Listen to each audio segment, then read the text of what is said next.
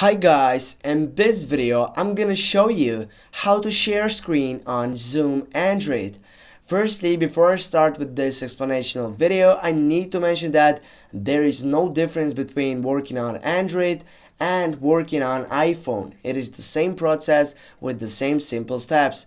Firstly, get up into your file section on your chat setup on your site, and then you're gonna find out all these four options on your upper side, and you need to choose the last one, which is share screen. Just click on that set, and here firstly you need to enter that sharing key or meeting ID to share to a Zoom room. And now if you add that key or meeting ID, you're gonna be available to get up and simply share that screen on your site. But here I'm gonna show you how it looks like when I got into a meeting. I will go with this one.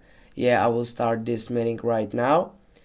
Firstly, it needs to take some time to get up to a full accomplishment on our site.